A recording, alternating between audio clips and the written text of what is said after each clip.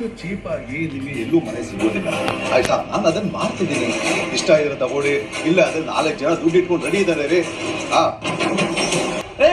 ನನ್ನ ಮಗ ವಿಶ್ವಾಸ ಹೋಗಿ ಹೋಗಿ ಹೋಗಿ ವಿಶ್ವಾಸ ಬನ್ನಿ, ಬೇಗ ಬೇಗ ಬೇಗ, ಎಕ್ಸ್ಟ್ರಾ ಬೇಗ ದುಡ್ಡು ಕೊಡ್ತೀನಿ, ಬೇಗ ಹೋಗು. ಯಾಕೆ ಗಾಡಿ ಹಂಚ್ಕೊಂಡೆ? ಇದು ಬೇಗ ಹೋಗಯ್ಯ, ನಿನ್ ಗಾಡಿ ಹೋಗ್ಲಿಲ್ಲ ಅಂತಂದ್ರೆ ನಾನು ಮದ್ರ ಹಾಕ್ಬಿಡ್ತೆ, ಬೇಗ ಹೋಗಯ್ಯ. ತುತ್ತುವನ್ನ ತಿನ್ನೋಕೆ, ಬೊಗಸೆ ನೀರು ಕುಡಿಯೋಕೆ, ತುಂಡು ಬಟ್ಟೆ ಸಾಕು ನನ್ನ ಮನ ಮುಚ್ಚೋಕೆ, ಅಂಗಯ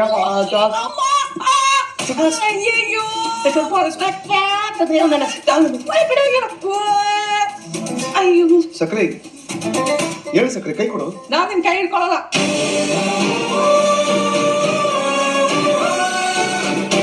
ಬಿದ್ದಿದ್ಯಾ? ಹೇಳು ಸಕ್ರೆ, ಅದಕ್ಕೆ ಕೈ ಕೊಡ್ತಾ ಇರೋದು. ನಿನ್ನಿಂದ ನಾನು ಬಿದ್ದು ವರ್ಷಗಳೇ ಆಗೋಗಿದೆ, ಇನ್ನು ಅದರಿಂದ ಎದ್ದು ಹೊರಗೆ ಬರ್ಲಿಲ್ಲ, ಅಷ್ಟೇ ಕೈ ಬೇರೆ ಕೊಡ್ತಾರಂತೆ. ಕೈ ರವಿ, ಏನಾಯ್ತು? ಅಯ್ಯೋ ಅಮ್ಮ, ನಿನಗೇನಾಯ್ತು? ಅಯ್ಯೋ ರವಿ, ಕಾಲಲ್ಲಿ ಬಿದ್ದೋದೆ ಕಣೋ, ಹಿಡ್ಕೊಳ್ಳೋ. ಎದೇಳಮ್ಮ, ಕೈ ಕೊಡು ಸಕ್ರೆ. ಕೈ ಕೊಡು. ಏನು ಬೇಕಾಗಿಲ್ಲ, ನಿನ್ ಜೊತೆ ನಾನು ಏನಿಗೂ ಬರಲ್ಲ. ರವಿ, ಸ್ವಲ್ಪ ಹಿಡ್ಕೊಂಡು ಕರ್ಕೊಂಡು ಕೂರ್ಸಿ ಕಾಲತ್ತೋ. ಸಕ್ರೆ, ನಾನು ಹಚ್ತೀನಿ ನಿನ್ ಕಾಲು. ಬೇಕಾಗಿಲ್ಲ ಅಂತ ಹೋಗಿ ಸಾಯ್ತಾ ಇಲ್ವಾ ಇಲ್ಲಿ? ನಿನ್ ಮುಖ ನೋಡಿದ್ರೆ ಅಯ್ಯೋ ನನ್ ನೋವು ಜಾಸ್ತಿ ಆಗ್ತಿದೆಪ್ಪ. ಹಾಗಲ್ಲ ರವಿ, ಹಿಡ್ಕೊಳೋ, ನೋವ್ತಾ ಇದೆ, ಹಿಡ್ಕೊಳೋ.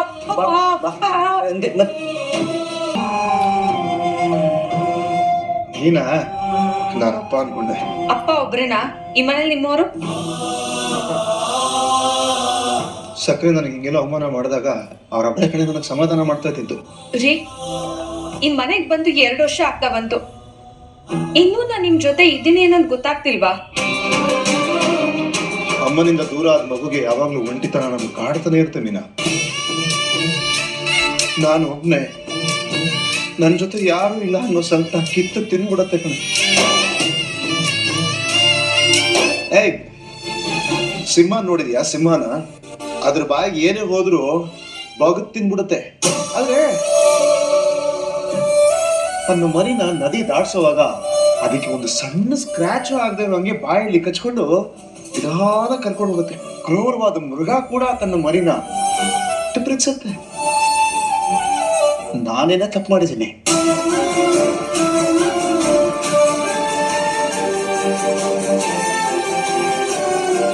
ಅದೊಂದು ನಾನು ರಾವಣನಂತ ರಾಕ್ಷಸ ಅಲ್ಲ, ಕೀಚಕನಂತ ಕ್ರಿಮಿ ಅಲ್ಲ, ದುರ್ಯೋಧನಂತ ಕ್ರೂರಿನೂ ಅಲ್ಲ, ಕಡೆ ಹಿರಣ್ಯ ಕಶ್ಯಪನಂತ ದೂರ್ತನೂ ಅಲ್ಲ. ಆದ್ರೆ ಅವ್ರಿಗೆಲ್ಲ ಸಿಕ್ಕಿದಂತ ತಾಯಿ ಪ್ರೀತಿ ನನಗೆ ಯಾಕೆ ಸಿಗ್ತಾ ಇಲ್ಲ ಮೀನಾ?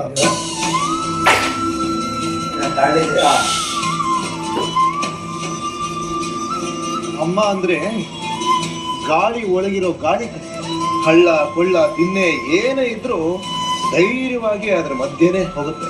ಆ ಗಾಳಿ ಹಿಂದೆ ಇರೋ ಗಾಳಿ ಇದೆಯಲ್ಲ, ಅದೊಂದು ನೈಸೋಡಲ್ಲಿ ಬಿಟ್ಬಿಟ್ಲು ನೈಸಾಗ ಆರಾಮ ಹೋಗಕ್ಕಾಗಲ್ಲ ಕಡೆ. ಆ ತರ ಆಗೋಗಿದೆ ಕಡೆ ನನ್ನ ಜೀವ.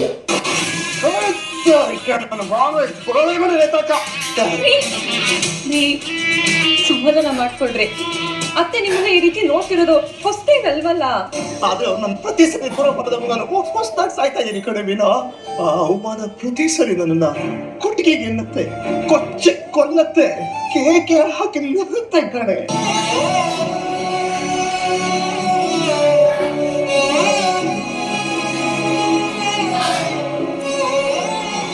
ಒಂದು ಎಡು ಬಿದ್ರೆ ಅಜ್ಜಿ ಅಂತ ಇದ್ದೆ, ಬುದ್ಧಿ ಬಂದ್ಮೇಲೆ ನನಗೇನಾದ್ರೂ ಕಷ್ಟ ಬಂದ್ಬಿಟ್ರೆ ಅಪ್ಪ ಅಂತ ಇದ್ದೆ, ಇವಾಗ ನನಗೆ ಏನೇ ಆದ್ರೂ ಮೀನಾ ಅಂತ ಇದ್ದೀನಿ.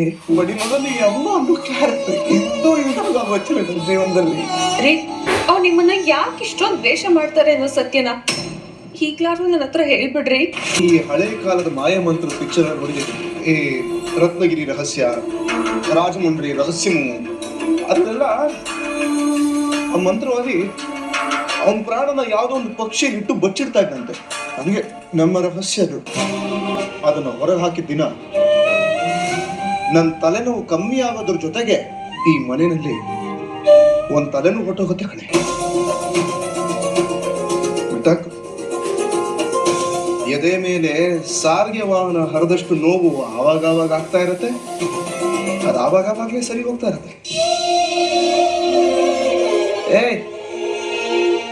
ಇರ್ಲಿ ಬಿಡು ಮೇಡಮ್, ನೀನು ಇದನ್ನೆಲ್ಲ ತಲೆಗೆ ಹಾಕೋಬೇಡ. ನಮ್ಮ ಬಾಳ್ವೆಗೆ ಪೂರ್ಣ ಇದ್ದರು ಹೋಳಿಗೆಗೆ ಏನು ಡಿಫರೆನ್ಸೇ ಇಲ್ಲಮ್ಮ ಅಂತ. ಅಯ್ಯೋ ಹಾ ನಿಧಾನಕ್ಕೆ.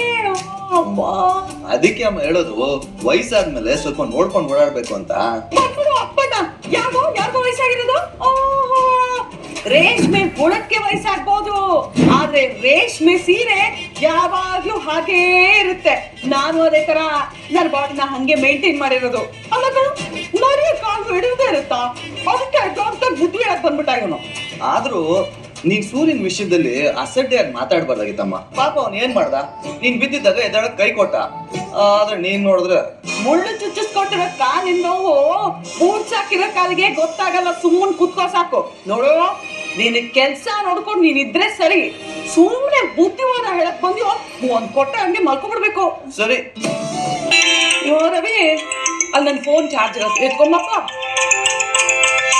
ಸೂರ್ಯ, ಆ ಫೋನ್ ಎತ್ಕೊಡ ಹಂಗೆ ಕೊಡು.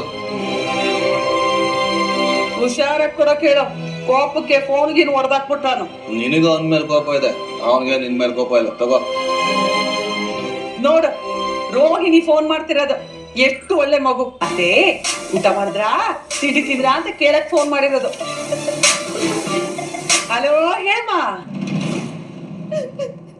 ಅಯ್ಯೋ ರೋಹಿಣಿ, ರೋಹಿಣಿ ಯಾಕಮ್ಮ ಯಾಕಂತಿದ್ಯಾ? ಹೇಗೆ ಹೇಳಿ ಅತ್ತೆ? ಮನೋಜ ಅದೇನು ಅಂತ ಕರೆಕ್ಟ್ ಆಗಿ ಹೇಳಮ್ಮ. ಅಯ್ಯೋ ದೇವ್ರೆ, ಯಾಕೆ ಹೀಗೆ ಆಗ್ತಿದ್ಯಾ? ಏನಾಗಿದೆ ಅಂತ ಹೇಳೆ. ಆಕ್ಸಿಡೆಂಟ್ ಆಗೋಗಿದೆ. ಆಕ್ಸಿಡೆಂಟ್ ಆಗಿದೆ ಅತ್ತೆ.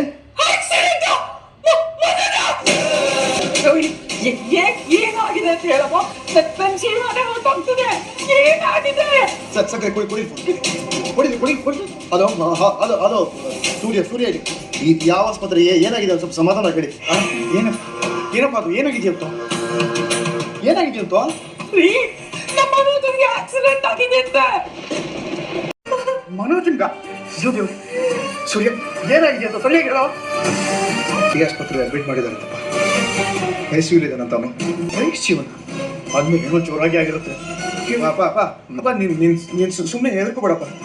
ಏನು ಆಗಿರೋದಿಲ್ಲಮ್ಮ. ಸಕ್ಕರೆ ಏನ್ ನೀನು ಅಪ್ಪನ ಆರೋಗ್ಯ ಗೊತ್ತಿದ್ರು ಏನೇನೋ ಮಾತಾಡ್ತಿದ್ಯಲ್ಲ ನೀನು. ನನ್ ಮಗನ್ ನೋಡ್ಬೇಕು. ನಾನು ಈಗ್ಲೇ ನನ್ ಮನೋಜನ್ ನೋಡ್ಬೇಕು ಅಷ್ಟೇ. ಅಮ್ಮ, ನೀನ್ ಸಮಾಧಾನ ಮಾಡ್ಕೋ. ನಾನು ಸೂರ್ಯ ಹೋಗಿ ನೋಡ್ಕೊಂಡ್ ಬರ್ತೀವಿ. ನಾನು ಬರ್ತೀನಿ. ಸೂರ್ಯ ಮನೋಜನ್ನ ನಾವು ಹೋಗಿ ನೋಡ್ಬೇಕು ಮೊದಲು. ನಡಿ, ನಿಮ್ಮನ್ನು ಕರ್ಕೊಂಡು ನಡಿ. ಬಿಡಿ ಬಿಡು, ಅವ್ರಿಗೇನು ಆಗಿಲ್ಲ ತಾನೆ. ಒಳಗಡೆ ಟ್ರೀಟ್ಮೆಂಟ್ ನಡೀತಾ ಇದೆ, ಡಾಕ್ಟರ್ ಬಂದೆಲ್ಲ ಹೇಳ್ತಾರೆ. ಮನೋಜ್, ಏನಾಗಿದೆ ಮನೋಜ್ ನಿಮ್ಗೆ? ಇದೆಲ್ಲ ಹೇಗಾಯ್ತು? ಇವ್ರಿಗೆ ಏನಾಗಿದೆ ಡಾಕ್ಟರ್? ಯಾಕೆ ಕಣ್ಣಿಗೆ ಬ್ಯಾಂಡೇಜ್ ಹಾಕಿದ್ದೀರಾ? ಆಕ್ಸಿಡೆಂಟ್ ಆದಾಗ ಗ್ಲಾಸ್ ಪೀಸ್ ಕಣ್ಣು ಹೋಗಿ ಕಣ್ಣಿಗೆ ಡ್ಯಾಮೇಜ್ ಆಗಿದೆ.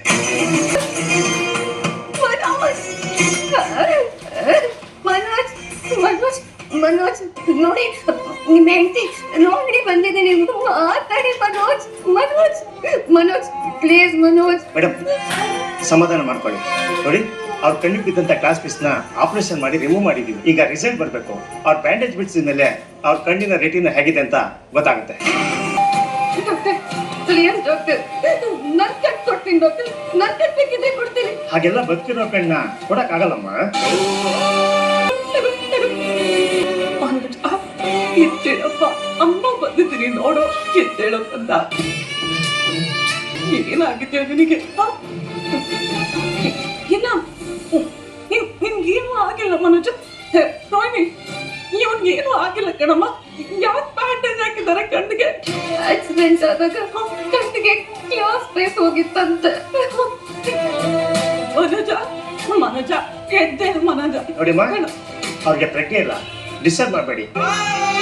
ಸರ್ ನಾವೆಲ್ಲ ಫ್ಯಾಮಿಲಿ ಮೆಂಬರ್ಸ್ ಎದುರು ಅಂತದೇನಿಲ್ಲ ಅಲ್ವಾ? ನೋಡಿ, ಕಣ್ಣಲ್ಲಿ ಹೋದಂತ ಗ್ಲಾಸ್ ಪೀಸ್ನ ರಿಮೂವ್ ಮಾಡಿದ್ದೀವಿ. ಬಟ್ ಅವ್ರಿಗೆ ಐಸೈಟ್ಗೆ ಪ್ರಾಬ್ಲಮ್ ಆಗಿದೆಯೋ ಇಲ್ಲೋ ಅನ್ನೋದು ನಮ್ಗಿನ್ನೂ ಗೊತ್ತಿಲ್ಲ. ವೆಯ್ಟ್ ಮಾಡಿ ನೋಡೋಣ.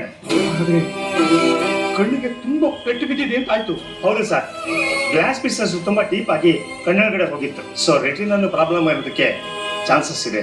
ನೋಡೋಣ ಏನಾಗುತ್ತೆ ಅಂತ. ಡಾಕ್ಟರ್ ನಿಮಿಷ. ಡಾಕ್ಟರ್ ಈಗ ಏನೇ ಆಗಿದ್ರು ಎಲ್ಲ ಟ್ರೀಟ್ಮೆಂಟ್ ಸರಿ ಮಾಡ್ತೀರಲ್ವಾ? ಖಂಡಿತವಾಗಿ ನಮ್ಗೆ ಕೈಲಾದಂಥ ಪ್ರಯತ್ನ ನಾವು ಮಾಡ್ತೀವಿ.